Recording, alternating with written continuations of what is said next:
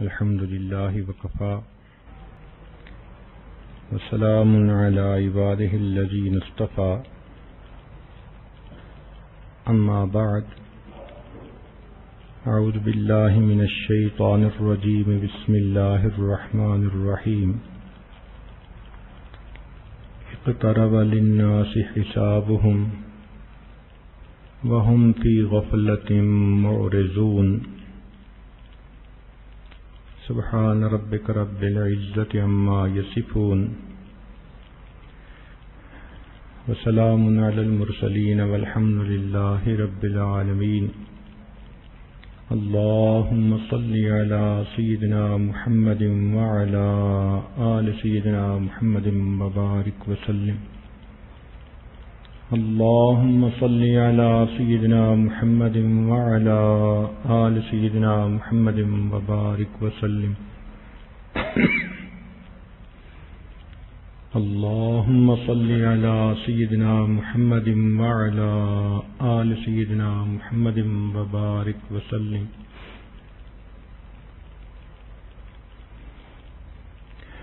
انسان اس دنیا میں اللہ رب العزت کا نائب، اللہ رب العزت کا خلیفہ اور اس کی صفات کا مظہر عتم ہے۔ یہ دنیا ہمارے لیے امتحان گاہ ہے، یہ سیر گاہ نہیں، تماشا گاہ نہیں، قیام گاہ نہیں، یہ امتحان گاہ ہے۔ افسوس کہ ہم نے اس کو چراگاہ بنا لیا۔ مقصد زندگی اللہ رب العزت کی بندگی اور مقصد حیات اللہ تعالیٰ کی یاد ہے۔ آج زندگی کی ترتیب ایسی بن گئی ہے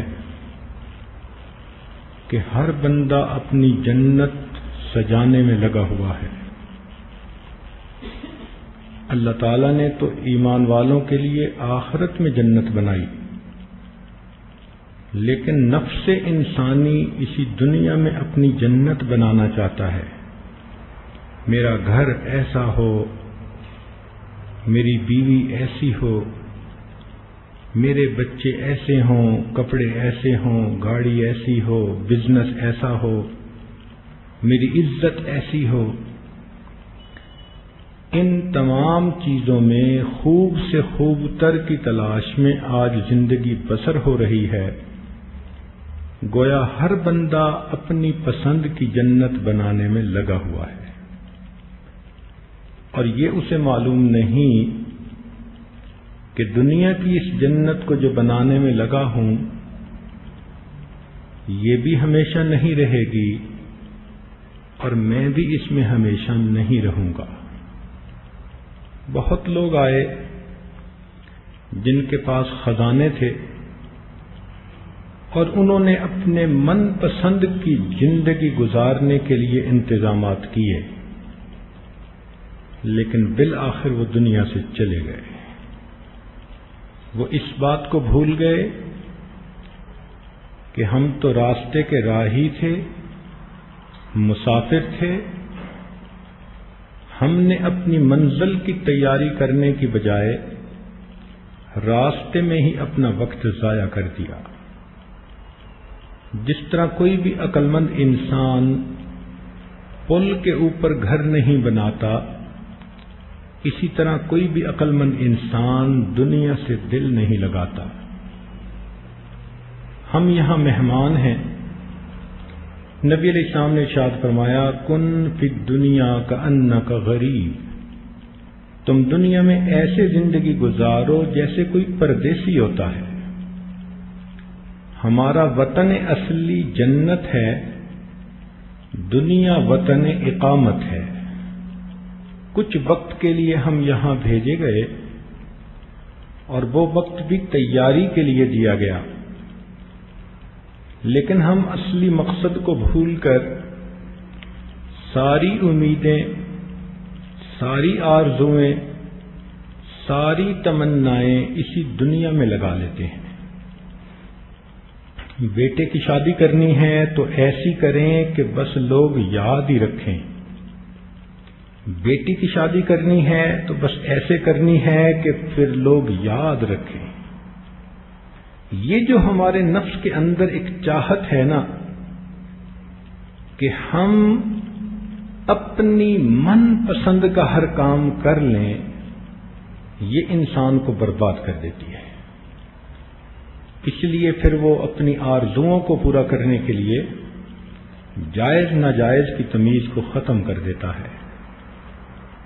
اسے اپنی منشا کو پورا کرنا ہے، اللہ تعالی کی منشا کو پورا کرنا اسے یاد نہیں رہتا، اور یہی دھوکہ ہے۔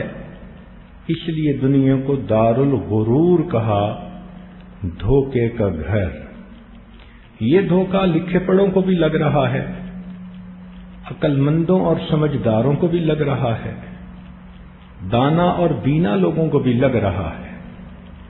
بڑی اچھی صلاحیتوں والے لوگ ہیں، لیکن ان کی زندگی کا مرکز و محور اسی دنیا کی آسائشیں۔ اللہ تعالیٰ ارشاد فرماتے ہیں، قُلْ هَلْ نُنَبِّئُكُمْ بِالْأَخْسَرِينَ أَعْمَالًا، کیا میں تمہیں نہ بتاؤں کہ اعمال میں سب سے زیادہ خسارہ پانے والے لوگ کون ہیں؟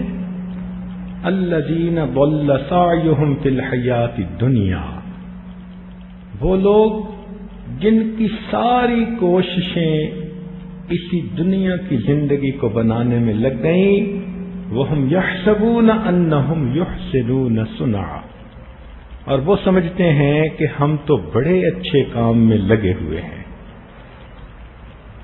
آج بے نمازی سے پوچھئے کیا حال ہے، جواب ملے گا جو گزر جائے واہ واہ ہے۔ اب سوچئے کہ دن رات تو اللہ تعالیٰ کی نافرمانی ہو رہی ہے، آخرت بگڑ رہی ہے، جہنم کے جانے کا راستہ ہموار ہو رہا ہے، اور پوچھنے پہ جواب ملتا ہے کہ جو گزر جائے واہ واہ ہے۔ تو یہ غفلت کیسے دور ہو؟ اس کے لیے ہمیں ان محفلوں میں اندر اور من کی آنکھ کو کھولنے کی ضرورت ہے۔ آج تو بچی پیدا ہوتی ہے تو ماں کو فکر لگ جاتی ہے کہ یہ جب جوان ہو کر شادی شدہ بنے گی تو جہیز کیسے اس کو اچھا دے سکوں گی۔ ہر ماں سمجھتی ہے کہ اگر بیٹی اچھا جہیز لے کر نہ گئی تو سسرال والوں میں اس کی کیا عزت ہوگی۔ ابھی بچی تو گڑیوں میں کھیل رہی ہے، کھلونوں میں ہے، ماں اپنے بارے میں کیوں نہیں سوچتی کہ میں نے بھی اپنے اللہ رب العزت کے دربار میں پیش ہونا ہے، اگر میں وہاں نیکیوں کا جہیز لے کر نہ گئی تو میری وہاں عزت کیا ہوگی، میں اپنے رب کو کیا منہ دکھاؤں گی۔ ذرا سی کوئی بات ہوتی ہے، تقریب میں جانا، لوگوں سے ملنا، عورتیں فوراً منہ دھوتی ہیں، کپڑے اچھے پہنتی ہیں، تیار ہوتی ہیں۔ کیا معاملہ؟ ہر ملاقات کے لیے تیاری، ہر تقریب کے لیے تیاری۔ تو قیامت کے دن اللہ رب العزت سے بھی تو ملاقات ہونی ہے۔ اللہ تعالی ارشاد فرماتے ہیں، من کان یرجو لقاء ربہ، جس کو یقین ہو کہ میں نے اپنے اللہ سے ملاقات کرنی ہے، فلیعمل عملا صالحا، اسے چاہیے کہ وہ نیک اعمال کرے، ولا یشرک بعبادۃ ربہ احدا، اپنے رب کی عبادت میں کسی کو شریک نہ بنائے، یعنی اپنے دل میں کسی غیر کی محبت کو نہ آنے دے۔ یہ جو نفسانی، شیطانی، شہوانی تعلقات ہوتے ہیں، یہ حقیقت میں شرک ہوتا ہے۔ بندہ سمجھتا ہے بس تو میرا دین ایمان سجنا، وہ محبت جو اللہ رب العزت کا حق ہے ہم وہ مخلوق کو دے رہے ہوتے ہیں۔ ایسے چھاپ لگ جاتی ہے کسی تصویر کی کہ دن میں بھی اسی کا خیال، رات میں بھی اسی کا خیال، اسی کے فون کی انتظار، اسی سے بات کرنے کو بے قرار۔ وَمِنَ النَّاسِ مَن يَتَّخِذُ مِن دُونِ اللَّهِ أَندَادًا يُحِبُّونَهُمْ كَحُبِّ اللَّهِ۔ یہ بت ہیں جو انسان بت پرست بنتا ہے۔ شہوت پرستی، زن پرستی، زر پرستی، نفس پرستی، یہ سب کی سب بت پرستی ہی کی اقسام ہیں۔ خدا پرستی کوئی اور چیز ہوتی ہے۔ تو آج آپ اگر غور کریں تو ہماری آرزوئیں اور تمنائیں سب اسی دنیا کے بارے میں، الا ما شاء اللہ۔ کاش کہ ہم اللہ رب العزت کی رضا کو اپنی آرزو بنا لیتے۔ تیری دعا سے قضا تو بدل نہیں سکتی، مگر ہے اس سے یہ ممکن کہ تو بدل جائے۔ تیری دعا ہے کہ ہو تیری آرزو پوری، میری دعا ہے تیری آرزو بدل جائے۔ اللہ کرے ہمارے امیدوں کی انتہا، ہماری محبتوں کا مرکز اور محور اللہ رب العزت کی ذات بن جائے۔ ہم اسی کی یاد میں زندگی گزاریں، اسی کے لیے اداس ہوں، اسی کے لیے دن گزاریں، راتیں گزاریں، یوں گویا ہم اللہ تعالی سے ملاقات کے انتظار میں ہیں۔ اس کو کہا التجافی عن دار الغرور والانابۃ الی دار الخلود۔ تو دنیا کی زندگی تو ایک عارضی اور فانی زندگی ہے، بالآخر ختم ہو جانی ہے۔ اور نبی علیہ الصلوۃ والسلام نے ارشاد فرما دیا، بلکہ قرآن مجید میں آیا اقترب للناس حسابهم، انسانوں کے حساب کا وقت قریب ہو گیا، وہم فی غفلۃ معرضون، اور وہ اپنی غفلت کے اندر سرگرداں ہیں۔ ہمیں احساس ہی نہیں، ہر دن ہمیں ہماری قبر کے قریب سے قریب تر کر رہا ہے، ہماری زندگی کی مہلت کم ہوتی چلی جا رہی ہے، اور ہم اس بات سے بے پرواہ ہو کر زندگی گزارتے ہیں۔ امام غزالی رحمۃ اللہ علیہ فرماتے ہیں، اے دوست تجھے کیا معلوم کہ بازار میں وہ کپڑا پہنچ چکا ہو جسے تیرا کفن بننا ہے۔ ہم موت کو بھول جاتے ہیں، موت تو ہمیں نہیں بھولتی۔ تو اس کے لیے بہتر یہ کہ ہم اپنے آپ کو آخرت کے لیے تیار کر لیں، اپنے پروردگار کو راضی کرنے کے لیے کوششیں کر لیں۔ نبی علیہ الصلوۃ والسلام نے قرب قیامت کی بہت سی علامات بتائیں، جن میں سے آج کتنی علامتیں ہم اپنی آنکھوں سے پوری ہوتے ہوئے دیکھ رہے ہیں۔ مثلاً ایک حدیث پاک میں نبی علیہ السلام نے ارشاد فرمایا، جب مکہ مکرمہ کے پیٹ کو چیر کے راستے بنا دیے جائیں، کیا مطلب؟ آج پہاڑوں کے اندر ٹنلز بنا کر انٹرنل رنگ روڈ اور آؤٹر رنگ روڈ بنا دی گئی ہیں۔ آنکھ سے بندہ دیکھتا ہے کہ مکہ مکرمہ کے پیٹ کو چیر کے راستے بنا دیے گئے ہیں۔ اور پھر فرمایا کہ جب مکانات پہاڑوں کے برابر اونچے ہو جائیں، آج آپ حرم سے باہر نکلیں تو آپ کو سامنے جو ہوٹل نظر آتے ہیں ان کی بلندی پہاڑوں سے بھی زیادہ اونچی ہے۔ 1400 سال پہلے جب سنگل سٹوری مکان بنانے کی عادت عام تھی، مشینری بھی نہیں تھی اور سول بلڈنگز کا ڈیزائن بھی نہیں تھا، اس وقت یہ بات کر دینا کہ جب مکانات پہاڑوں کے برابر اونچے ہو جائیں یہ عام بندے کے بس کی بات نہیں. ایسے لگتا ہے کہ نگاہ نبوت آج کے ان حالات کو اپنی آنکھوں سے دیکھ کے بات کر رہی تھی. تو اس حدیث پاک میں جو دو نشانیاں ہیں ہم اپنی آنکھوں سے پوری ہوتے ہوئے ان کو دیکھ رہے ہیں. تو فرمایا جب مکہ کے پیٹ کو چیر کے راستے بنا دیے جائیں اور عمارتیں پہاڑوں کے برابر اونچی ہو جائیں تو تم قیامت کا انتظار کرنا. ایک حدیث پاک میں آتا ہے کہ ایک مرتبہ مدینہ طیبہ میں زور کی آندھی آئی تو ام المومنین میں سے کسی نے یہ کہہ دیا کہ اے اللہ کے نبی کہیں قیامت تو نہیں آ گئی.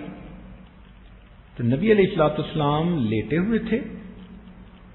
آپ اٹھ کر بیٹھ گئے اور فرمانے لگے کہ قیامت کیسے آ سکتی ہے؟ ابھی تک تو اہل عراق کے اوپر کھانا پینا بھی بند نہیں ہوا. یہ وہ نشانی ہے جو ہم نے اپنی زندگیوں میں خود دیکھی کہ ان کے اوپر چند سال پہلے ایسا وقت آیا کہ کھانا پینا تو کجا بیماروں کے لیے دوائیوں کا اس ملک میں جانا بھی بند کر دیا گیا تھا. اور فرمایا کہ ملک عرب ابھی سرسبز نہیں ہوا. دو نشانیاں بتائیں. اور آج عرب کے اندر اتنی زراعت ہونے لگ گئی ہے کہ وہ گندم میں خود کفیل ہو چکے بلکہ ہر سال فالتو گندم کو وہ لوگوں کو امداد کے لیے دوسرے ملک بھیجتے ہیں. چنانچہ اسی طرح کی علامات میں سے ایک فرمایا کہ جب لوگ ماں کی بجائے بیوی کی فرما برداری کرنے لگ جائیں، جب باپ کی بجائے اپنے دوست کی بات ماننے لگ جائیں. یہ دیکھو کیسی عجیب بات کہی. شریعت نے دائرہ کار متعین کر دیا، ماں کے اپنے حقوق، بیوی کے اپنے حقوق. جب اس میں کمی بیشی انسان کرے اور والدین کو اگنور کرے اور بیوی کی ہر سیاہ سفید بات کو قبول کر لے، یہ قیامت کی نشانی. اور دوسری بات کہی کہ باپ کی بات کو رد کرے اور دوست کی بات کو قبول کرے. اور آج کل کے نوجوانوں میں یہ بات کثرت سے دیکھی جا رہی ہے. وہ باپ سے اس طرح نفرت کرتے ہیں جیسے کوئی باپ سے نفرت کرتا ہے. کس لیے کہ باپ روک ٹوک کرتا ہے، اچھی بات کی تلقین کرتا ہے، اور دوست ان کو من پسند کی باتیں کرنے کی تجاویز پیش کرتا ہے. تو دوست اچھا لگتا ہے، باپ برا لگتا ہے. فرمایا جب ماں اپنی حاکمہ کو جنم دے. اب دیکھیے آج کتنی بیٹیاں اتنی خود سر ہیں کہ مائیں بھی ان سے ڈرتی ہیں. ذرا ذرا سی بات پہ ماں کے سامنے بولنا، ماں کے ساتھ جھڑپ لینا، ماں کے ساتھ ضد لگانا، یہ اکثر و بیشتر گھروں کے اندر علامت آج دیکھنے میں آ رہی ہے. جب علماء اپنا ثانی نہ چھوڑیں، اور واقعی آج وہ وقت آ چکا جو عالم بھی دنیا سے جا رہا ہے اس جیسا پھر اس کے بعد کوئی دوسرا نظر نہیں آتا. جب لوگ زکوٰۃ کو تاوان سمجھنا شروع کر دیں، بوجھ سمجھیں، زکوٰۃ دیتے ہوئے ان کے دل پہ بوجھ ہو، جب ہر کان کے پاس مغنیاں گایا کرے. عجیب، آج یہ سیل فون ایسے بن چکے کہ جن میں ٹیلی فون کی رنگ ہی نہیں، ان میں میوزیکل ٹونز ہیں یا گانوں کی مختلف دھنیں ہیں. طواف کرتے ہوئے ایک نوجوان کو دیکھا کہ اچانک اس کا فون آیا تو کسی انڈین فلم کا ایک گانا گانے والی نے باقاعدہ گانا شروع کر دیا، اس نے جیب سے فون نکال کے اٹینڈ کیا۔ اب بتائیے، جب بیت اللہ شریف کے سامنے طواف کی حالت میں بھی ان گانے والیوں کی آواز کانوں میں پڑے گی تو کیا یہ قیامت کی نشانی نہیں؟ مسجدوں کے اندر نمازوں کی حالت میں یہی موسیقی سننے میں آتی ہے، لوگ ٹیلی فون کو بند کرنا بھول جاتے ہیں۔ جب عریانی، فحاشی اور زنا عام ہو جائے، اور آپ جانتی ہی ہیں کہ آج عریانی کتنی عام ہوتی چلی جا رہی ہے، ایسے وقت میں فرمایا آندھیوں کا چلنا، زلزلوں کا آنا یہ عام ہو جائے گا، دیندار لوگوں کو چن چن کر قتل کیا جائے گا۔ اور عجیب ایک نشانی ایک حدیث پاک میں فرمایا کہ عرب کا بادشاہ مرے گا، تو آپ ذرا غور کیجئے، کچھ دن پہلے یہ بھی ایک نشانی پوری ہوئی، اور اس کے بعد آنے والے رمضان کی پہلی تاریخ کو سورج گرہن لگے گا، اور 15 تاریخ کو چاند گرہن لگے گا۔ اور یہ ایسا رمضان ہے جو اب گزر رہا ہے کہ ان میں سے ایک گرہن پہلی تاریخ کو لگ چکا اور دوسرا 15 تاریخ کو لگ چکا، اور فرمایا کہ اس درمیان میں ایک ایسی آواز آئے گی جو پوری دنیا میں سنی جائے گی۔ ممکن ہے پاکستان کے بعض حصوں میں جو زلزلہ آیا، ایک ایسی آواز تھی جس کو پوری دنیا کے جانوروں نے بھی سنا اور خبروں کی شکل میں انسانوں نے بھی سنا۔ اور وہ زلزلہ بھی کیا تھا؟ اللہ اکبر، انسان کو اپنی بے بسی اور بے کسی بتانے کے لیے ایک سبق تھا۔ کئی مرتبہ انسان کو جب کھانا پینا مل جاتا ہے تو وہ خدا کے لہجے میں بولنا شروع کر دیتا ہے، تو بندوں کو ان کی اوقات یاد دلانے کے لیے اللہ تعالیٰ کئی مرتبہ زمین کو جھنجھوڑ دیتے ہیں۔ چنانچہ اس کی تھوڑی سی تفصیل عرض کر دوں عبرت حاصل کرنے کے لیے کہ زلزلے کی 2 وجوہات ہوتی ہیں، ایک طبعی اور دوسری شرعی۔ طبعی وجہ تو یہ ہوتی ہے کہ جب یہ زمین بنی تو انتہائی گرم حالت میں تھی، اوپر کی سطح ٹھنڈی ہو گئی، مگر اس کے اندر کور کے اندر ابھی بھی مولٹن میٹل موجود ہے، آگ موجود ہے۔ اب وہ جب کبھی آپس میں سیٹل ہوتی ہے تو زمین کے اوپر زلزلہ کی کیفیت محسوس ہوتی ہے۔ یہ زلزلہ مختلف حصوں میں آتا رہتا ہے، حتیٰ کہ ہر دن میں دنیا میں 100 زلزلے آتے ہیں، مگر چونکہ معمولی ہوتے ہیں لوگ ان کو نوٹ ہی نہیں کر پاتے، آلات کے ذریعے سے ان کا پتہ چلتا ہے۔ تو ایک تو ہوتی ہے طبعی وجہ اور ایک ہوتی ہے شرعی وجہ۔ وہ کیا چیز کہ کبھی کبھی انسانوں کے اعمال اتنے بگڑ جاتے ہیں کہ اللہ تعالیٰ ان کو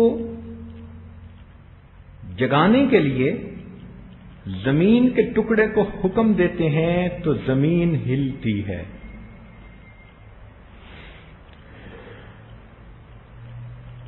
حدیث پاک میں آتا ہے ان الارض تزلزلت علی عہد رسول اللہ صلی اللہ علیہ وسلم،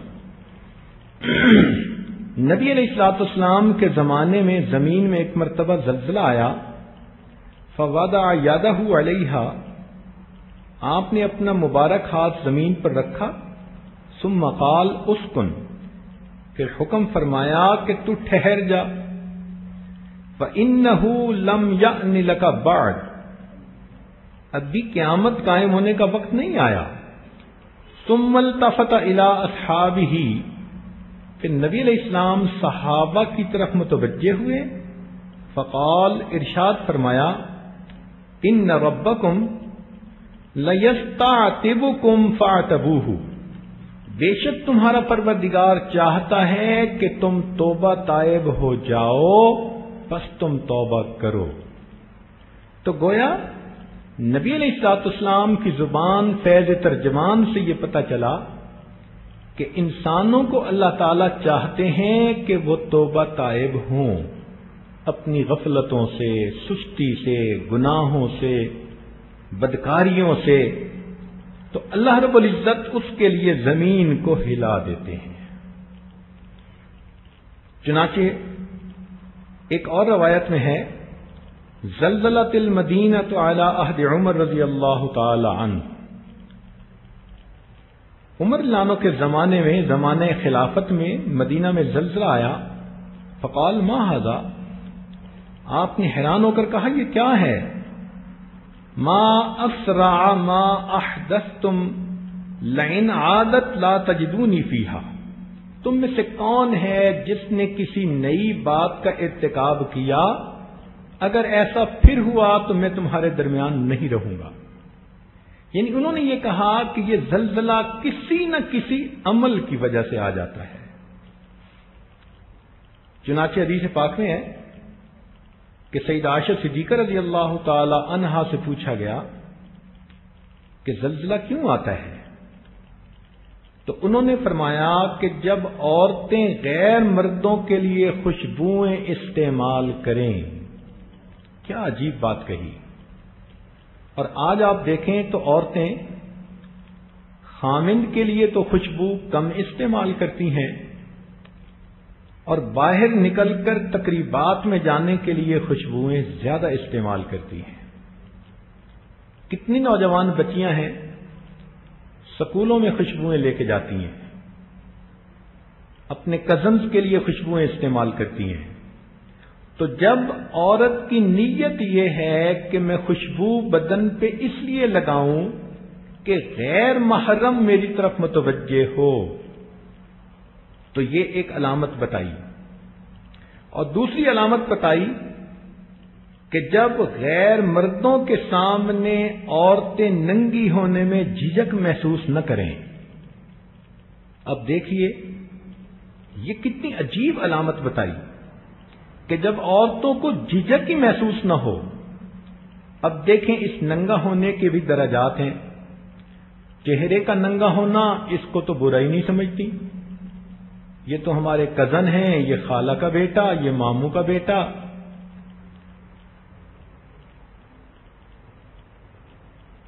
تو اپنے رشتہ داروں میں بے محابہ کھلے چہرے کے ساتھ سب مردوں سے ملتی ہیں۔ اس گناہ کا ارتکاب تو عام ہو گیا ہے۔ اور کچھ کہتی ہیں کہ جی چہرے کا تو پردہ ہی نہیں، مفتیہ بھی بن بیٹھتی ہیں۔ ان سے ایک بات پوچھوں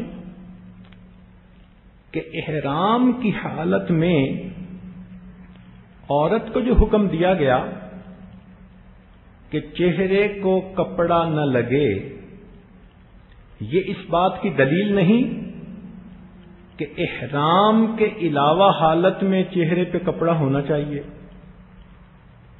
اگر چہرے پہ کپڑا تھا ہی نہیں تو احرام کی حالت میں کہنے کی کیا ضرورت تھی کہ چہرے کو کپڑا نہ لگے؟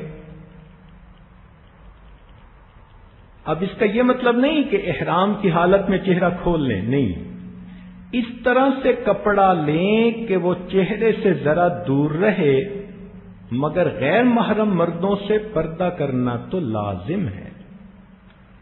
قرآن عظیم الشان میں اللہ تعالی امہات المومنین کو فرماتے ہیں، صحابہ کو فرماتے ہیں کہ جب تم نے ایک دوسرے سے کوئی چیز لینی ہو، فاسألوہن من وراء حجاب، تم پردے کے پیچھے سے ان سے سوال کرو۔ اگر چہرے کا پردہ نہیں تھا تو پھر پردے کے پیچھے کی کیا بات تھی؟ آخر قرآن کے یہ الفاظ کیوں موجود ہیں؟ تو آج کھلے چہرے کے ساتھ سب کے سامنے چلے جانا، اس کو تو معیوب ہی نہیں سمجھتی۔ اور اس سے آگے کتنی نوجوان بچیاں ایسی ہیں جو اپنا سر ہی نہیں ڈھانپتی، تو سر ننگا کرنا، سینہ نہیں جھانپتی، بازو بھی آدھے آدھے ننگے ہوتے ہیں۔ تو اس ننگے پن کے بھی درجات ہیں۔ بہت ساری بچیاں ایسی ہیں جو کسی نہ کسی درجے میں آج اس گناہ کی مرتکب ہو رہی ہیں، اور گھر میں کام کرنے والے مردوں کو تو وہ اپنا محرم سمجھتی ہیں، حالانکہ یہ کام کرنے والے مرد ان کے غلام تو نہیں نا۔ تو جو فرمایا کہ جب عورتیں غیر مردوں کے سامنے ننگی ہونے میں جھجک محسوس نہ کریں، کیا آج گھر کے کام کرنے والے مردوں کے سامنے کھلے چہرے آنے پر کوئی جھجک محسوس کرتی ہے؟ تو معلوم ہوا کہ اس میں ہم بھی کسی نہ کسی درجے ملوث ہیں۔ تو 3 باتیں ام المومنین نے فرمائی۔ ایک بات، جب عورتیں غیر محرم مردوں کی نیت سے خوشبوئیں استعمال کریں، جب عورتیں غیر محرم مردوں کے سامنے ننگی ہونے میں جھجک محسوس نہ کریں، جب شراب اور موسیقی عام ہو جائے تو تم زلزلوں کا انتظار کرنا۔ اسی لیے عبداللہ ابن مسعود اللہ عنہ نے فرمایا، ما ظہر فی قوم الزنا ولا ربا الا احلوا بانفسہم عقاب اللہ۔ کسی قوم میں زنا اور ربا ظاہر نہیں ہوتا۔ ربا کہتے ہیں سود کو، یعنی 2 گناہ بتائے، ایک زنا کا گناہ اور دوسرا ربا کا گناہ۔ اب یہ زنا کا گناہ بھی عام ہے، ایک ہے مبادیات زنا، یہ تو بہت عام ہو چکی، آنکھوں کا زنا، غیر محرم کی طرف دیکھنا۔ آج 100 میں سے قسمت والے ہی چند ایک ہوں گے جو اپنی نگاہوں کی 100% حفاظت کرتے ہوں گے، وگرنہ تو مردوں کی نگاہیں عورتوں کو تلاش کرتی پھر رہی ہیں، اور عورتوں کی الٹی سیدھی نگاہیں مردوں پہ پڑتی پھر۔ تو نگاہوں کا زنا عام، پھر کانوں کا زنا بھی عام۔ یہ سیل فون ایسی مصیبت ہے، گھنٹوں غیر محرموں کے ساتھ فون پہ باتیں ہو رہی ہوتی ہیں، میسج دیے جا رہے ہوتے ہیں، تو یہ کان کا زنا ہو گیا۔ دل کے اندر غیر کے تصور کو باندھا، یہ دل کا زنا ہو گیا۔ چل کے گئے ملاقات کے لیے تو یہ پاؤں کا زنا ہو گیا۔ تو مبادیات زنا اگر آپ دیکھیں تو یہ تو بہت عام ہو گئی ہیں۔ گو کہ جو کامل زنا ہے اس میں کچھ مجبوریاں ہوں، رکاوٹیں ہوں، تو اس کی کثرت ہونے کی وجہ سے، اور فرمایا کہ سود عام ہونے کی وجہ سے۔ اور آج کتنے کاروباری لوگ ہیں جنہوں نے اپنے اکاؤنٹ سود والے کھلوائے ہوئے ہیں، اور یہ ایسا ہی ہے جیسے پاک چیز میں پیشاب کی ملاوٹ کر لی جاتی ہے، تو وہ پوری کی پوری ناپاک ہو جاتی ہے۔ فرمایا جب کسی قوم میں یہ 2 چیزیں ظاہر ہو جائیں تو وہ اپنے آپ کو اللہ کے غصے کے لیے، عذاب کے لیے حقدار بنا دیتے ہیں۔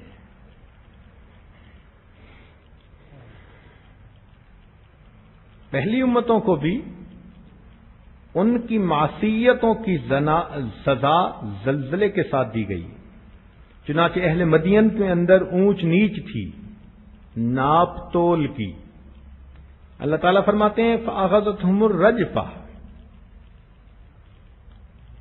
ان کے اوپر اللہ تعالیٰ نے یہی عذاب بھیجا۔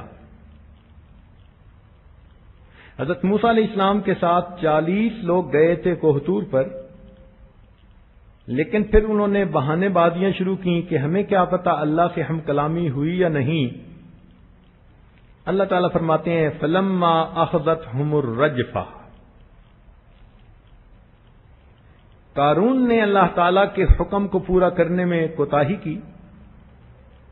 اللہ تعالیٰ فرماتے ہیں فَخَسَفْنَا بِهِ وَبِدَارِهِ الْأَرْضِ، ہم نے اس کو اور اس کے گھر کو زمین کے اندر دھنسا دیا۔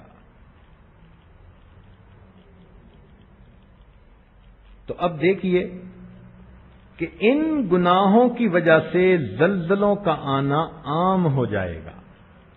آپ یہ مت سوچیں کہ زمین کے اس حصے میں تو زلزلے نہیں آتے۔ جب شرعی وجوہات ہوتی ہیں تو کسی بھی زمین کے ٹکڑے کو اللہ تعالیٰ ہلا سکتے ہیں۔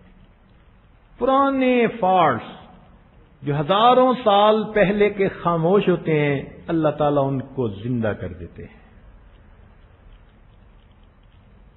ایک سوال پیدا ہوتا ہے کہ زلزلہ آئے تو کیا کریں؟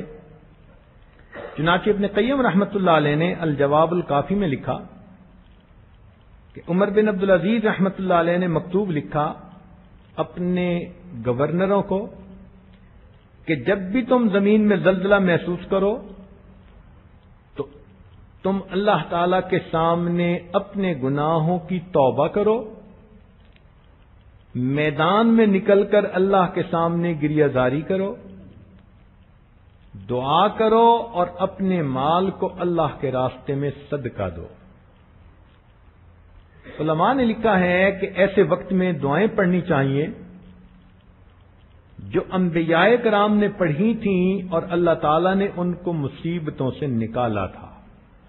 مثال کے طور پہ ربنا ظلمنا انفسنا وَإِن لَّمْ تَغْفِرْ لَنَا وَتَرْحَمْنَا لَنَكُونَنَّ مِنَ الْخَاسِرِينَ، یہ سیدنا آدم علیہ الصلوۃ والسلام کی دعا، اس کے بدلے اللہ تعالیٰ نے ان سے مصیبت کو ٹال دیا تھا۔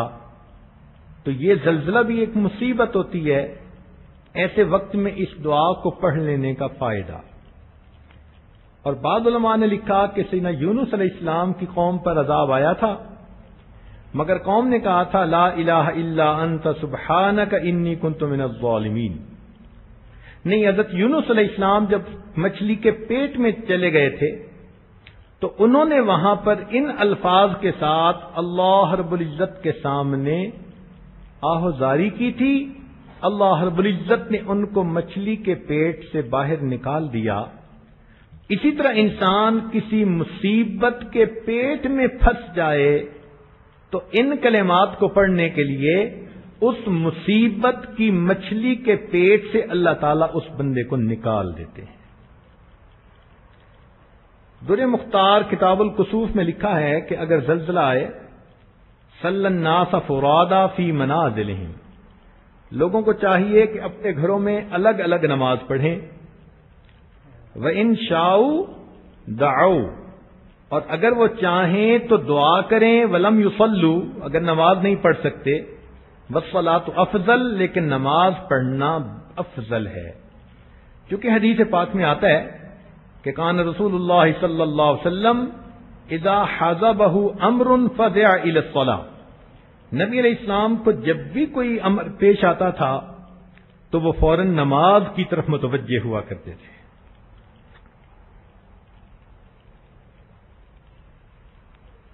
ایک اور بھی سوال ذہن میں پیدا ہوتا ہے کہ جب زلزلہ آتا ہے تو اکثر لوگوں کو دیکھا کہ کمروں سے نکل کر باہر کھلی فضا میں آتے ہیں۔ اب کیا کرنا چاہیے، لوگوں کو اس کا پتہ نہیں ہوتا۔ بعض لوگ اسے اچھا سمجھتے ہیں، بعض توکل کے خلاف سمجھتے ہیں۔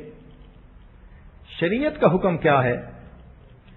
تو در مختار کتاب الفرائض میں ہے کہ اگر کوئی بندہ ایسی جگہ پر تھا اخذتہ الزلزلہ فی بیتہ، اگر زلزلہ اس کو آیا اور وہ گھر میں تھا، ففر الی الفضاء، اور وہ نکل کے کھلی فضا میں آ گیا.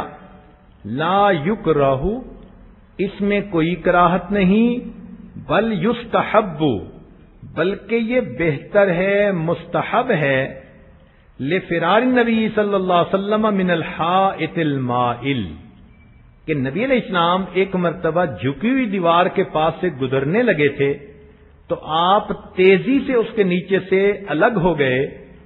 تو جس طرح گرتی دیوار کے نیچے سے اللہ رب العزت کے پیارے محبوب صلی اللہ علیہ وسلم ہٹ گئے تھے زلزلے کے وقت میں، کمرے سے ہٹ کے کھلی فضا میں آ جانا یہ بھی مستحب کہلائے گا. مگر ایک بات اور سمجھیے کہ جن لوگوں پہ یہ زلزلہ آیا وہ ہم سے زیادہ برے نہیں تھے، ہم ان سے زیادہ نیک نہیں ہیں. بس یہ ایک تکوینی فیصلہ تھا کہ زمین کے اس ٹکڑے کو اللہ نے جھنجھوڑ دیا اور ہمیں اللہ نے زندہ رکھا عبرت حاصل کرنے کے لیے. ہمیں اللہ نے زندہ رکھا سبق حاصل کرنے کے لیے. اگر تو ہم سبق حاصل کر لیں گے تو ہمارا فائدہ، اور اگر حاصل نہیں کریں گے تو بالآخر جانا تو ہم نے بھی ہے. زندگیوں کو بدلنے کی نیت کر لیجئے. یہ زلزلہ جو آیا ان جگہوں کو جا کر لوگوں سے ملنے کے موقع ملا، انہوں نے جو حال احوال سنائے وہ تو عجیب تھے. اس لیے کہ کچھ زلزلے ایسے ہوتے ہیں کہ جن میں مکان اچھے بنے ہوں تو وہ بچ جاتے ہیں، اور کچھ زلزلے ایسے ہوتے ہیں کہ مکانوں کا اچھا بننا اس میں کوئی معنی ہی نہیں رکھتا. وہ کیسے؟ عام طور پر زلزلے دائیں بائیں آتے ہیں اور جھٹکے دیتے ہیں مکانوں کو، تو جو کنکریٹ کے بنے ہوئے، سٹیل کے بنے ہوئے اچھے مکان ہوتے ہیں وہ ود سٹینڈ کر جاتے ہیں. مگر یہ تو زلزلہ عجیب تھا. یہ زمین اوپر نیچے ہو رہی تھی، اوپر نیچے. چنانچہ ایک شخص نے خود یہ بتایا کہ جب زلزلہ آیا تو یکدم زمین ایسے بن گئی جیسے کپاس کی طرح ہوتی ہے، اور میں اپنی گردن تک زمین کے اندر دھنس گیا. اور جب دوسری ویو آئی تو زمین نے مجھے اچھال کے باہر نکال دیا، اور اس طرح اللہ نے مجھے اس میں سے بچا لیا. چنانچہ ہم نے مسجدیں دیکھیں، 3 منزلہ مسجد تھی، اور اب اس کی آخری چھت زمین کے اوپر پڑی نظر آتی تھی. پوری کی پوری مسجد زمین کے اندر گڑ گئی تھی. یعنی جیسے کسی کیل کو کوئی شخص ٹھوکر لگا کر، ضرب لگا کر زمین میں گاڑ دیتا ہے، اس طرح پورے کے پورے مکان زمین کے اندر دھسا دیے گئے. اب ایسے میں مکان کیا کریں گے؟ چنانچہ ہمارے ایک عالم ہیں قریبی تعلق والے، بہت ہی عزیز ہیں، وہ اپنے گاؤں میں گئے کہ میں والدین کا جا کے پتہ کروں. ان کو 1 دن پورا لگا اور ان کو اپنا گاؤں ہی کہیں نہیں ملا. وہ حیران تھے، میں نے زندگی گزاری یہاں، میرا گاؤں کہاں؟ بالآخر وہاں کے کسی بندے نے کہا کہ یہ جو 2 پہاڑ ہیں تم یاد کرو، ان کی چوٹیاں تمہیں جانی پہچانی نظر آتی ہیں. اس نے کہا یہ 2 پہاڑ دونوں قریب ہو گئے اور پوری کی پوری بستی ان پہاڑوں کے نیچے دب گئی. چنانچہ اس عالم کے 325 رشتہ دار اس میں فوت ہو گئے. اب بتائیے، چند منٹ کا زلزلہ اور ایک بندے کے 325 رشتہ دار دنیا سے چلے جاتے ہیں. ہمارے ہاں ایک بچی جامعہ میں پڑھتی ہے، اس کے ماں باپ، بہن بھائی، ان کے چھوٹے بچے جتنے بھی تھے، سارے کے سارے اپنے گھر سمیت زمین کے اندر چلے گئے. اب وہ اکیلی بچی دنیا میں موجود ہے. یہ عبرت کی باتیں ہیں ہمیں جھنجھوڑنے کے لیے کہ ہم ذرا آنکھیں کھولیں کہ ہمارے ساتھ بھی کیا معاملہ پیش آ سکتا ہے۔ چنانچہ ہمارے قریبی تعلق والے ایک دوست ہیں، یہ واقعہ ان کی کزن کے ساتھ پیش آیا۔ وہ ماشاءاللہ جوان العمر ہیں، ایک میجر کی بیوی ہیں۔ کہتی ہیں کہ میری ایک بیٹی ہے کوئی 4 سال کی، اور اللہ نے ایک بیٹا دیا، وہ ابھی 2-3 ماہ کا تھا۔ چنانچہ وہ، اس کا میاں اور دونوں بچے ایک ہی ڈبل بیڈ کے اوپر سو رہے تھے۔ تو وہ کہتی ہیں کہ اچانک چھوٹا بچہ ہلا جلا اور رویا، جیسے اس کو فیڈ کی ضرورت ہوتی ہے۔ گو مجھے بہت نیند آئی ہوئی تھی، مگر ماں تھی۔ میں اس نیند میں سے اٹھی کہ میں اپنے بچے کو فیڈر دوں۔ اچانک میری نظر جو ساتھ والی دیوار پر پڑی تو مجھے اس میں ایک دراڑ پڑتی نظر آئی۔ میں نے فوراً اپنے میاں کو جگایا کہ یہ دیوار میں کیا ہو رہا ہے۔ وہ اٹھا اور اس نے دیکھا تو وہ کہنے لگا یہ تو دیوار میں دراڑ آ رہی ہے اور کمرہ گر جائے گا۔ چنانچہ اس نے بیٹی کو اٹھایا، میں نے چھوٹے بیٹے کو اٹھایا۔ جیسے ہی ہم اپنے کمرے سے باہر نکلے، پیچھے ہمارے کمرے کی چھت زمین پر آ گئی۔ ہمارے سامنے بالکونی تھی، وہ بالکونی کی چھت بھی زمین پر آ گئی۔ ہم درمیان میں ایک جگہ پر ٹریپ ہو گئے۔ میرے میاں نے ایک بڑی اینٹ اٹھائی اور کھڑکی کو دے ماری۔ جیسے ہی کھڑکی ٹوٹی تو اس نے باہر چھلانگ لگائی اور مجھے کہا کہ جلدی سے مجھے بچے پکڑاؤ۔ وہ کہتی ہے میں نے بیٹے کو پکڑایا، اس نے لیا اور زمین پہ ڈال دیا، پھر بیٹی کو زمین پہ ڈال دیا۔ میرے لیے اب کھڑکی سے چڑھ کے اترنا ذرا مشکل ہو رہا تھا۔ اس نے مجھے بالوں سے پکڑ کے کھینچا، بازوؤں سے پکڑ کے کھینچا، اور بالآخر جیسے میں باہر گئی، جس بالکونی میں ہم کھڑے تھے وہ چھت بھی زمین پر آ گئی۔ میں نے بیٹے کو اٹھایا، میرے میاں نے بیٹی کو اٹھایا اور ہم وہاں سے بھاگے، مگر ہم سے بھاگا نہیں جا رہا تھا۔ ایسے لگتا تھا جیسے کسی نے 20-20 کلو کا وزن ہمارے پاؤں کے ساتھ باندھ دیا ہے۔ پاؤں اٹھانا مشکل تھا۔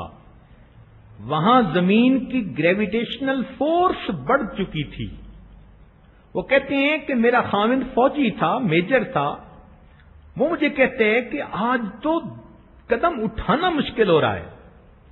کہنے لگے ہم مشکل سے 50 قدم اس جگہ سے پیچھے ہٹے ہوں گے کہ جب پیچھے مڑ کے ہم نے دیکھا تو جتنی بستی ہماری تھی ساری کی ساری کے مکانات زمین کے اندر چلے گئے تھے۔ ہمیں فقط زمین نظر آ رہی تھی، کوئی مکان نظر نہیں آ رہا تھا۔ اب دیکھیے اللہ تعالیٰ اپنی نشانیاں دکھاتے ہیں کہ بندو تم اسی دنیا کی زندگی پہ مست ہو چکے ہو اور میرے حکموں کو تم توڑتے پھرتے ہو۔ میں اگر حکم دوں تو تمہاری ساری زندگی کی سہولتیں ایک لمحے کے اندر ختم ہو جائیں گی۔ تم اپنی بے بسی اور بے کسی کا خیال رکھو۔ تم اس عظیم پروردگار کے حکموں کو توڑتے ہو جس کے ہاتھوں میں زمین اور آسمان کی تنابیں ہیں۔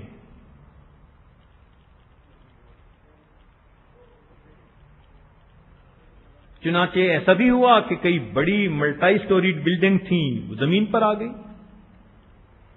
تو یہ جتنے بھی زمین میں جانے والے لوگ تھے یا مرنے والے تھے، یہ سب برے نہیں تھے۔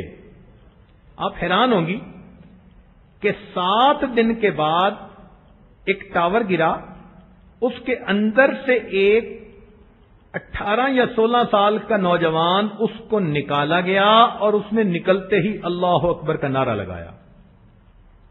لوگوں نے پوچھا کہ تمہارے اوپر کوئی خوف نہیں؟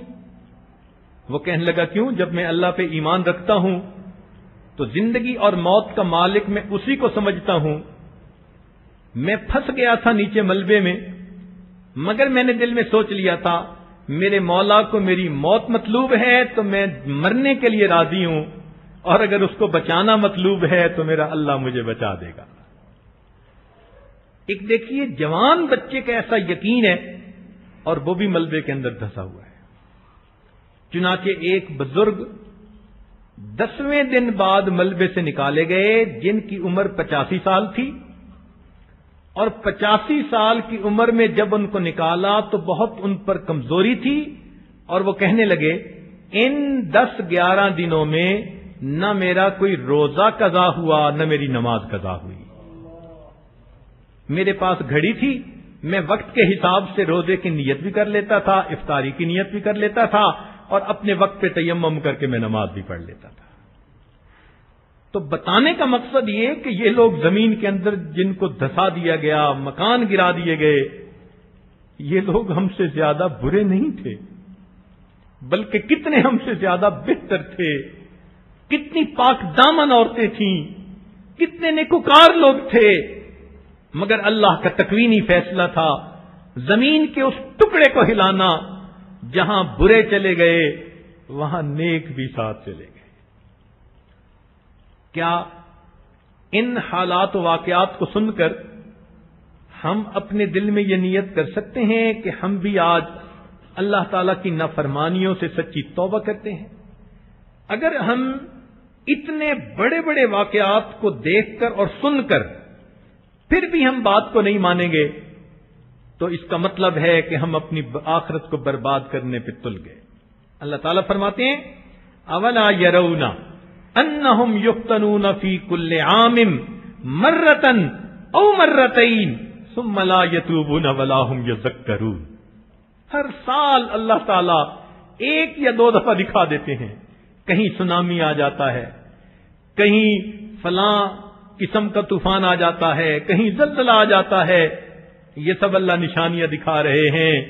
لوگو جاگو جاگو، تم غفلت کی نیند سوئے ہوئے ہو اور تمہارے آگے جانے کا وقت قریب آ چکا. آج ہم اپنے دلوں کو جھانک کے دیکھیں تو دل نفرتوں اور عداوتوں سے بھرے پڑے ہیں. کھلم کھلا اللہ تعالیٰ کے حکموں کی بغاوت کرنے میں جھجک محسوس نہیں کرتے. آج کا انسان دوسرے انسان کو کھا جانے کے لیے تیار ہے. ایسی صورت میں پھر اللہ رب العزت انسانوں کو جھنجھوڑتے ہیں. آپ سوچئے یہ جو زلزلہ آیا، کتنے مویشی تھے وہ بھی دنیا سے چلے گئے، کتنی زراعت تھی وہ بھی زمین کے اندر چلی گئی، کتنے نیک لوگ تھے وہ بھی دنیا سے چلے گئے.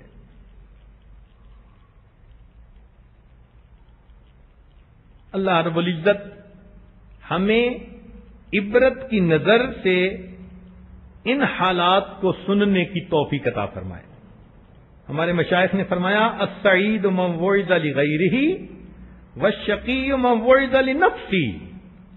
نیک بخت وہ ہوتا ہے جو دوسرے سے عبرت پکڑے، اور بدبخت وہ ہوتا ہے جو خود دوسروں کے لیے عبرت بنے. تو ہماری نیک بختی یہ ہے کہ ہم آج کی اس محفل میں اللہ رب العزت کے سامنے اپنے تمام گناہوں کی سچی معافی مانگیں، یہ دعائیں پڑھیں. ربنا لا تؤاخذنا ان نسینا او اخطأنا. اے پروردگار عالم، ہمیں نہ پکڑ لیجئے گا اگر ہم بھول جائیں اور اگر ہم خطا کر بیٹھیں. اور ہم نے تو یقیناً خطائیں کی ہیں، گناہ کیے ہیں، اس لیے ہمیں تو اور زیادہ اللہ تعالیٰ کے سامنے جھکنا چاہیے. لہذا آج کی اس مجلس کو توبہ کی مجلس بنا لیجئے اور اپنی زندگی کی ترتیب کو سیدھا کرنے کی نیتیں کر لیجئے. جو خواتین پردے میں کوتاہی کرتی ہیں آج سچی توبہ کریں کہ ہم شرعی پردہ شروع کریں گی. جو نمازوں میں سستی کرتی ہیں وہ آج سچی توبہ کریں کہ ہم پابندی سے نماز پڑھیں گی. جو خواتین اپنے خاوندوں کے ساتھ ہر وقت جھگڑوں میں لگی رہتی ہیں اور گھر کے سکون کو خراب کرتی ہیں وہ عہد کریں کہ آج کے بعد ہم اپنی نفسانیت انانیت کو توڑیں گی اور ہم گھر کے اندر پرسکون ماحول پیدا کریں گی. جن کے دلوں کے اندر کوئی غیر بسا ہے آج ان بتوں کو توڑ لیجئے. بتوں کو توڑ تخیل کے ہوں کہ پتھر کے اور ایک اللہ سے محبت کرنے کا عہد کر لیجئے۔ یہ رمضان مبارک اللہ نے آج ہمیں دیا، معلوم نہیں آئندہ رمضان کس کے نصیب میں ہوگا اور کس کے نصیب میں نہیں ہوگا، اور اس رمضان کے بھی چند دن باقی رہ گئے۔ جیسے مچھلی ہاتھ میں آتی ہے، پکڑے بندہ کوئی تو دیکھتے دیکھتے ہاتھوں سے نکل جاتی ہے، رمضان مبارک کا یہی حال۔ ایک وقت تھا ہم انتظار میں تھے کہ رمضان آئے گا، آج دیکھو چند دن باقی رہ گئے اور ان کے گزرنے میں بھی کوئی دیر نہیں لگنی۔ ہم سوچیں کیا ہماری مغفرت ہو چکی؟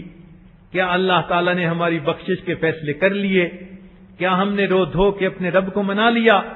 اگر اس میں کوئی ہم کمی کر چکے ہیں تو جو راتیں باقی ہیں، جو دن باقی ہیں، اس میں اپنے اللہ کو منا لیجئے، اپنے اللہ کے ساتھ جنگ نہ کیجئے، اپنے اللہ کے ساتھ جنگ نہ کیجئے۔ جو اپنے اللہ سے ٹکرائے گا، حکموں کو اس کے توڑے گا، پھر اللہ تعالیٰ اس کی گردن کو مروڑے گا اور اس کو دوسروں کے لیے عبرت کا نشانہ بنا دے گا۔ بندوں کو بندگی سجتی ہے، اللہ کے سامنے جھک جائیے، معافی مانگ لیجئے۔ میرے مولا بہت گناہگار ہیں، بہت خطا کار ہیں، مگر آپ نے ہی اللہ تعالیٰ ہمیں مہلت دی ہے، اب ہماری توبہ کو قبول کر لیجئے اور آئندہ نفس اور شیطان کے مکر و فریب سے ہمیں بچا لیجئے۔ آج ہم نئے سرے سے مسلمان ہو رہی ہیں اور ایک نئی ایمانی اسلامی قرآنی زندگی بسر کرنے کا دل میں ارادہ کر رہی ہیں۔ ذرا سوچئے، اس جسم کو آپ نے زندگی میں کتنی مرتبہ سجایا، مخلوق کی خاطر۔ میں ابو سے ملنے جا رہی ہوں، امی سے ملنے جا رہی ہوں، میں میاں کے پاس جا رہی ہوں، مخلوق کی خاطر آپ نے اس جسم کو کتنی مرتبہ سجایا۔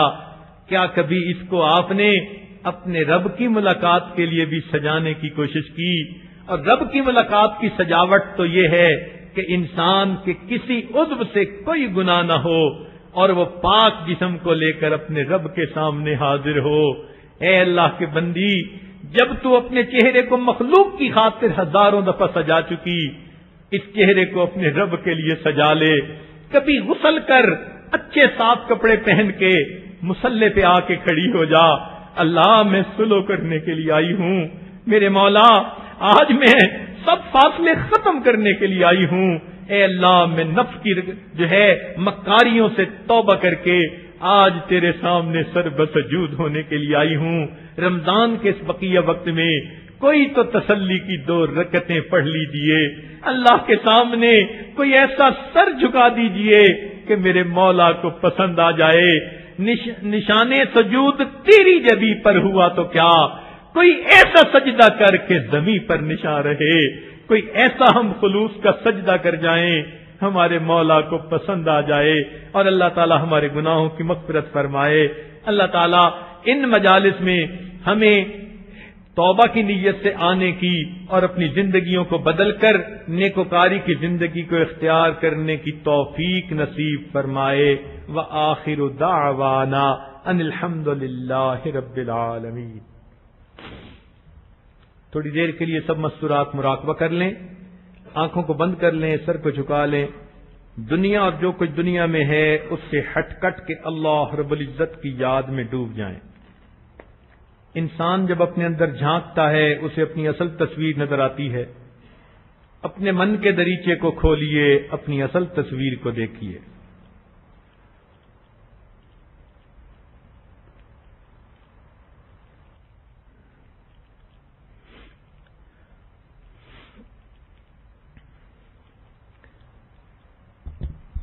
بناؤں گا اپنے نفس سرکش کو اب تو یا رب غلام تیرا، میں چھوڑ کر کاروبار سارے کروں گا ہر وقت کام تیرا، کیا کروں گا بس اب الہی ذکر ہی صبح و شام تیرا،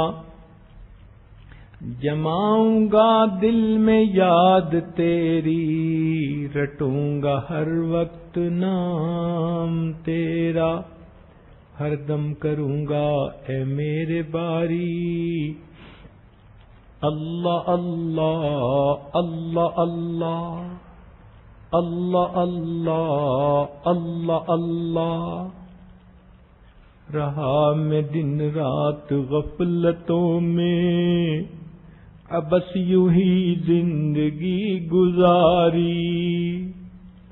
رہا میں دن رات غفلتوں میں اب بس یوں ہی زندگی گزاری کیا نہ کچھ کام آخرت کا کٹی گناہوں میں عمر ساری رہا میں دن رات غفلتوں میں اب بس یوں ہی زندگی گزاری کیا نہ کچھ کام آخرت کا کٹی گناہوں میں عمر ساری بہت دنوں میں نے سرکشی کی مگر ہے اب سخت شرم ساری میں سر جھکاتا ہوں میرے مولا میں توبہ کرتا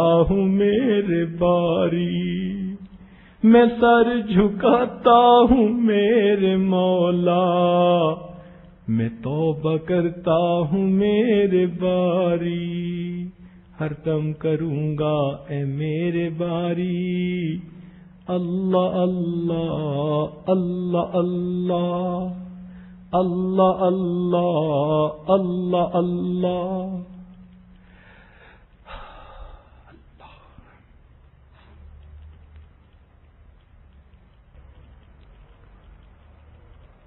لا الہ الا اللہ محمد رسول اللہ دعا کر لیجئے سبحان ربی العلی الوہاب اللہم صلی علی سیدنا محمد وعلی آل سیدنا محمد وبارک وسلم اے مالک ہم آپ کے عاجز مسکین بندے ہیں ہمارے گناہوں کو معاف فرما ہماری خطاؤں سے درگزر فرما ہمارے عیبوں کی پردہ پوشی فرما میرے مولا ہم آپ سے صلح کرنا چاہتے ہیں آپ نے قرآن مجید میں فرمایا والصلح خیر اللہ اپنی رحمت فرما دیجیے ہمارے گناہوں کو معاف فرما دیجیے اللہ ہمارے گناہوں کو معاف فرما دیجیے اللہ ہمیں اپنے مقبول بندوں میں شامل کر لیجیے اے اللہ بہت بدکار ہیں بہت خطا کار ہیں اور آپ تو سینوں کے بھید جاننے والے ہیں آپ کے سامنے ملمح سازی نہیں چلتی منافقت نہیں چلتی اللہ آپ سینوں کے بھید جانتے ہیں میرے مولا ہمارے اندر کی حالت سے آپ واقف ہیں اللہ ہم یہ درنگی کی زندگی کب تک گزارتے پھریں گے اے اللہ ہم اوپر سے آپ کے دوست بنے رہیں اور اندر سے دشمنوں والا حال ہو یہ حالت کب تک ہماری رہے گی اللہ ہمیں یک رنگی عطا کر دیجیے اپنے رنگ میں رنگ لیجیے میرے مولا رحمت کا معاملہ فرمائیے اے اللہ ہمیں اس سے بچا لیجیے کہ ہماری زبان تو عالم ہو ہمارے دل جاہل ہو میرے مولا کرم کا معاملہ فرمائیے اے اللہ ہمیں زندگی کا رخ سیدھا کرنے کی توفیق عطا فرمائیے آج کی اس محفل میں ہمارے سب گناہوں کو معاف فرما دیجیے اور ہمیں آئندہ نیکوکاری کی توفیق عطا فرما دیجیے اپنے نیک بندوں میں شامل فرما دیجیے اس رمضان مبارک کو ہمارے لیے بخشش کا ذریعہ بنا دیجیے میرے مولا جو مانگا وہ بھی عطا فرمائیے جو مانگنا چاہیے تھا ہم نہیں مانگ سکے ہمیں وہ بھی عطا فرما دیجیے آپ سے نبی صلی اللہ علیہ وسلم نے جو خیریں مانگی سب خیریں ہمیں بھی نصیب فرما اور جن شرور سے پناہ مانگی اللہ ہمیں ان سے پناہ عطا فرما اے اللہ نفس اور شیطان کے مکر و فریب سے محفوظ فرما اے اللہ ہمیں غیر کی محتاجی سے محفوظ فرما اللہ جیسے آپ نے ہمارے سروں کو غیر کے سامنے جھکنے سے روک لیا ہمارے ہاتھوں کو بھی غیر کے سامنے پھیلنے سے روک لیجئے اپنے غیبی خزانوں سے عطا فرما دیجئے اللہ رحمت کا معاملہ فرما دیجئے رب کریم دور قریب سے جو مرد یا عورتیں ان محفلوں میں آتے ہیں یا آ رہے ہیں یا آئے ہوئے ہیں اللہ سب کی مغفرت فرما دیجئے اور سب کو اپنے مقبول بندوں اور بندیوں میں شامل فرما لیجئے جو گھروں میں پریشانی ہے اللہ ان کو دور کر دیجئے کاروبار کی پریشانیاں دور کر دیجئے رب کریم ہماری ان دعاؤں کو قبول فرمائیے. ربنا تقبل منا انك انت السميع العليم تب علينا انك انت التواب الرحيم.